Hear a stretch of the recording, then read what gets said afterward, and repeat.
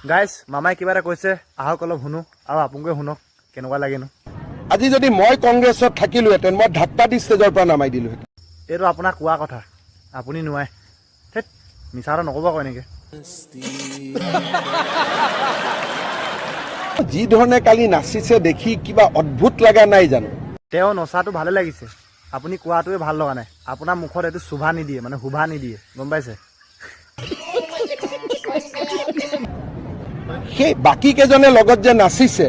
তেওঁলোকৰ একো নাই কাৰণে এইবিলাক কৰি আছে নহ'লে কাৰোবাৰ সন্মান থকা মানুহ এই কাম কৰে নেকি তেওঁ সন্মান নথকাকৈ ইমানকৈ আছে আপুনি মুখ্যমন্ত্ৰী হৈও আপোনাৰ কণ চা সন্মান আছে ন আপুনি যে তেনেকৈ কৈছে আৰু আপোনাৰ আছে কাৰণে আপুনি তেওঁলোকক তেনেকৈ নক'ব আপোনাৰো ইমান নাই চব লুটাহে আছে ইভাগেতো আপোনাৰ ইমান নাই লুটি পিনাহে লৈছে আপুনি থেত মামাই লোকক কয় এতিয়া মামা নাচনটো আপোনালোকে চাওক দেখাই দিছোঁ